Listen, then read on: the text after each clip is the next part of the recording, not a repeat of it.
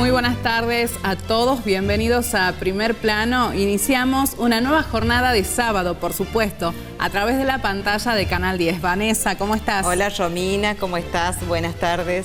Muy bien, ¿vos? ¿Todo bien? Bien, todo bien. Compartiendo un programa más de Primer Plano. Así es, en una semana movida, en este caso, en lo que tiene que ver con todo lo que viene sucediendo, tanto en la cuestión política como también en los distintos ámbitos que vienen desarrollándose, ¿no? Durante esta semana en la provincia. Y nosotros vamos a estar hablando de violencia de género y en particular presentando distintas opiniones acerca de dos casos que fueron protagonistas esta semana en Tucumán. Así es, Romina, realmente es un gusto, como te decía, compartir este programa y hablar estos temas que muchas veces no se lo habla, como es la violencia de género y también los derechos de las mujeres. Así es, nosotros nos vamos a centrar en dos casos que son referentes, pero son solo dos en el universo de hechos de violencia de género que se vive tanto en la provincia como en el país. Hablamos en este caso del caso Tacacho y también del caso de Jessica Ozores, que fue absuelta esta semana por la justicia en Tucumán. Por ello está con nosotros en el estudio Vicky Dizatnik, de la Casa de las Mujeres Norma Nassif. Bienvenida, Vicky, ¿cómo estás? ¿Cómo les va a ustedes? Muy bien, gracias por venir. Muchas gracias por invitarme. Bueno, queremos saber cómo analizas esta semana teniendo en cuenta los dos casos que están sentando precedente en la provincia, el caso de Jessica Ozores y el caso de Paola Tacacho con el juicio político al juez Pisa. Bueno, el día lunes ha sido un día de muchas emociones para el movimiento de mujeres, para nosotras que acompañamos estas causas desde siempre. Primero porque entró el juicio político, cosa que venía como muy difícil. Y bueno, ahora está empezando el jury, así que esperamos que sea acusado y por lo tanto que sea condenado. Y después, bueno, la historia de Jessica Ozores, que ha sido una historia muy conmovedora, porque Jessica es una piba muy joven, tiene 29 años, tiene 3 nenes, la más grande tiene 10 años y tiene 2 nenes, el más chiquito tiene 1 año y medio.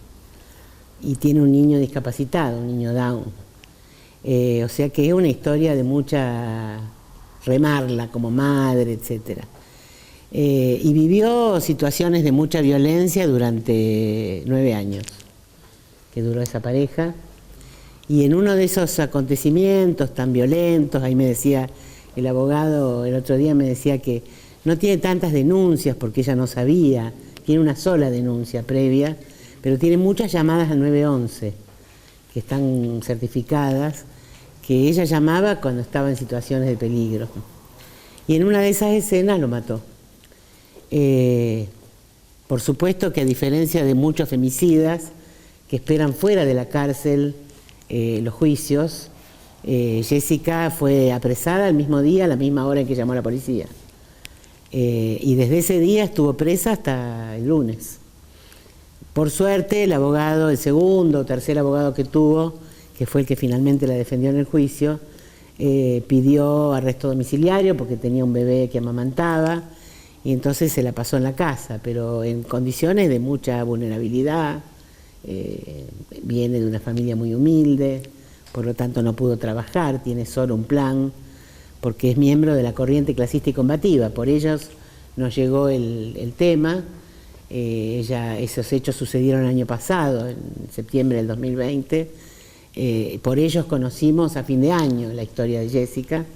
Nosotras nos acercamos enseguida porque entendíamos esta historia, o sea, que cuál es el camino de las mujeres que sufren violencia a tales grados, ¿no es cierto? Y son dos, o el cementerio o la cárcel, si decide defenderse. El fiscal usó una frase que realmente a mí me conmovió, pero por bronca, no porque me haya conmovido por emoción. Dijo, Jessica es una mujer de carácter que no se deja. Y yo que estaba afuera, ese día entre los tribunales, pensaba, ¿qué será para él dejarse? ¿No? Dejarse es que la maten. Dejarse es no pelear por sus hijos, por su vida. Y bueno, por suerte tuvo un tribunal con una jueza en particular, que es la que leyó el fallo, que me parece que tuvo perspectiva de género y entendió esta situación. Ya el fiscal pidió una pena de máxima de 8 años, que es la máxima para situaciones de violencia, situaciones de homicidio en contexto de violencia. Por lo tanto, ya estábamos como mejor, porque en la mitad del juicio se cambió esta idea de homicidio agravado por el vínculo. Pero bueno, 8 años son 8 años, en una situación tan injusta como la que ella vivió durante toda su vida. En realidad tiene una historia de vida muy difícil. Y saber que ahora está libre, que ese lunes a la noche fueron de la penitenciaría y le sacaron la pulsera y que hoy puede ir al parto, tenía un embarazo muy avanzado. Ahí hubo toda una polémica, si avanzaban con el juicio o esperaban que nazca el bebé. Ella estuvo muy firme en decir que quería terminar y el abogado la acompañó y el tribunal aceptó terminar el juicio con la última audiencia el lunes, ya desde su casa, porque ya el embarazo era muy avanzado, no quisieron que la lleven a tribunales, pero bueno, escuchó, hizo su, no sé cómo se llama, su conclusión, ella, muy importante, ¿no?, lo que le dijo a los jueces. Y después, bueno, tuvimos que esperar hasta las 7 de la tarde que pudieran darnos por unanimidad. Esa es otra cosa muy valiosa, que es el fallo por unanimidad. Y lo otro muy valioso son las condiciones del fallo, que, por ejemplo, le plantean al Estado que le tiene que pagar los días caídos, ¿no?, que no siempre esto ocurre, y una serie de órdenes al Estado en cuanto a psicoterapia y tratamientos para los nenes, etcétera, que creo que si se cumplen van a ser importantes para ella. Vicky, ¿se hizo justicia en este caso de Jessica? Yo creo que sí. Por eso cuando me preguntan, ¿estás contenta? Estoy contenta porque se hizo justicia, porque la situación es sumamente trágica. O sea, no deberíamos llegar a situaciones como las que vivió Jessica.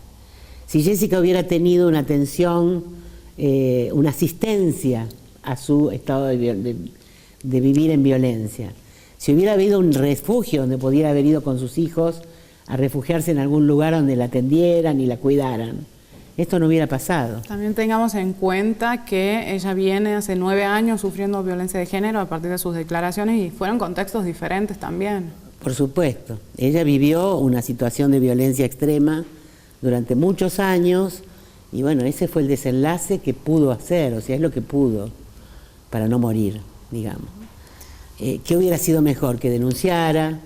Por eso uno de los mensajes que nosotras desde la Casa de las Mujeres siempre queremos decir es que hay que denunciar y exigirle al Estado que haga lo que debe hacer, que es cumplir con las leyes. Nosotros tenemos una ley de emergencia, hemos peleado por la ley de emergencia. Tenemos una ley de emergencia en la provincia que plantea en su artículo primero que debe haber refugio, no hay. Vicky, ¿cómo fue trabajar en este tiempo de pandemia?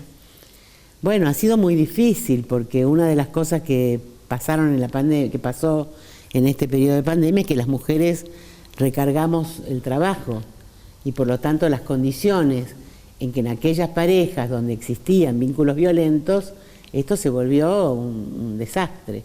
Yo hablé con Germán el año pasado, vine parcialmente a hablar de este tema, porque efectivamente una de las cosas que nosotros planteábamos en aquel momento, donde todo fue virtual y sigue siendo de alguna manera, porque bueno, estamos en pandemia y es necesario que todos nos cuidemos, pero qué distinto sería si hay lugares concretos donde una mujer como Jessica con 3 nenes pudiera ir y desde allí se hicieran todos los trámites virtuales, pero con una mujer protegida. ¿No es cierto? Nosotros tenemos varios casos en Tucumán de víctimas de femicidio por esta cuestión que donde existe violencia ¿cómo se diría? Se multiplican por miles los momentos de la interacción violenta, porque están encerrados, porque están en el mismo ambiente, porque se han recargado las cosas, porque los chicos no van a la escuela, porque muchos hacen teletrabajo, porque muchos hombres quedaron sin trabajo, porque la situación económica no ha ayudado. Y en este tema de la pandemia hay otra pandemia que va por abajo, que es la pandemia de la violencia contra las mujeres. ¿Todavía seguimos hablando de los derechos de las mujeres? Y vamos a seguir hablando por mucho tiempo. Nadie nos ha regalado nunca nada. Las mujeres tenemos derechos que hemos conseguido luchando, no de ninguna otra manera. Usamos pantalones porque hubo algunas audaces que se pusieron pantalones, fueron criticadas. Estoy hablando allá por el año 20, etcétera, ¿no? Del siglo pasado. Y así todos los derechos que tenemos. El año pasado hemos conquistado el derecho al aborto. Pensándolo hoy, bueno, ha sido una enorme lucha, ¿no es cierto? Y el otro elemento es que ha sido protagonizada por chicas, por muy jóvenes pibas, ¿no? Y eso ha sido un gran aliciente. Cuando yo era joven, las jóvenes que nos metíamos en estos temas teníamos 40 años, ponele. Y las pibas nos miraban como diciendo, ¿en qué andan? Y hoy son las chicas las que encabezan, ¿no? Y eso nos da una gran alegría de supervivencia, de que las mujeres vamos a seguir teniendo derechos si seguimos luchando. Y luchamos y avanzamos cuando avanza nuestro pueblo. Cuando nuestro pueblo retrocede, como pasó en la dictadura, bueno, retrocedemos las mujeres también. Vicky, ¿cuál es el mensaje que le deja a las mujeres hoy? Que denuncien, que no lleguen a extremos como los que vivió Jessica, que a las mujeres hay que creerles, que las mujeres no inventan estas cosas, que si denuncian es porque están pasando cosas que deben ser analizadas y cuidadas. Así que el mensaje es ese, que la denuncia y que se acerquen a los movimientos de mujeres, que son somos quienes podemos ayudar a que estas cosas se visibilicen. Yo no sé qué hubiera pasado si Jessica no hubiera tenido el apoyo de los movimientos de mujeres. Seguramente ha tenido un muy buen abogado, un joven abogado, que ¿sabes qué lo diferenció? Que le creyó. Le creyó. Y creerle a una mujer es el primer paso para poder avanzar. Y este joven abogado se formó, se preparó y pudo hacer un alegato muy importante de defensa de su clienta, ¿no? Así que hay abogados con perspectiva de género, hay jueces con perspectiva de género, y hay otros que son un desastre, como Pisa, que consideró que no había que creerle a Paola, ¿no es cierto? Sí. Vicky, en este caso de los jueces, en el caso de Jessica Osores, hubo un cruce también allí entre los fiscales, ¿no? Que estuvieron, nos decía, salió el fallo por unanimidad, pero hubo una diferencia de opiniones. ¿Ustedes cómo lo vieron a eso? Y pensamos que son parte de las internas que hay en la justicia. Creo que si sirvió para que se pusieran de acuerdo, bienvenidos sean los debates, ¿no? Después creo que, bueno, que hay diferencias de opiniones, que los jueces tienen que aceptar la ley Micaela, formarse, escuchar, aprender. La ley Micaela no es escuchar una charla sobre género e irse a su casa. La ley Micaela implica todo un proceso de ponerse uno en el lugar de este debate sobre los géneros y sobre el lugar de las mujeres. ¿Se está aplicando acá en Tucumán? Te diría que no sé, me parece que poco. Estamos ahora todos atentos a los talibanes, ¿no?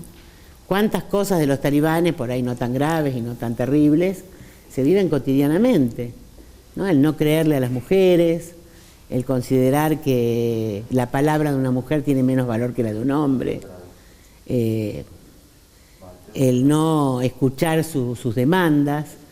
Cada cosa que nosotros hemos luchado para conseguir, y en algunas cosas hemos triunfado, y en muchas hemos fracasado, tuvieron que ver con defender a las mujeres en situaciones de mucha fragilidad y de tragedias, como aquella niña de 10 años que en este estado la hicieron parir, o como el ejemplo de Belén, aquella joven que estuvo 2 años presa por un aborto espontáneo, y la liberamos porque hubo una gran lucha para que eso ocurriera, si no seguiría presa Belén.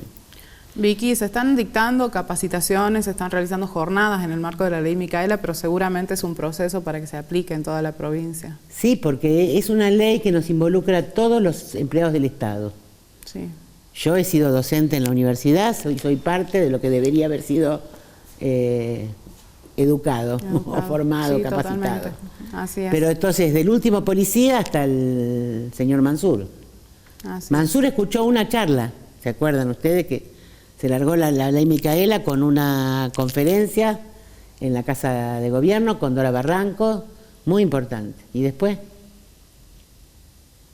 Gracias, Vicky, por venir. Gracias. Gracias a ustedes por invitarme. Un abrazo a Germán, que se mejore. Muchísimas gracias, está mucho mejor, así que ahí le vamos a hacer llegar el saludo. Bueno, muchos saludos. Gracias.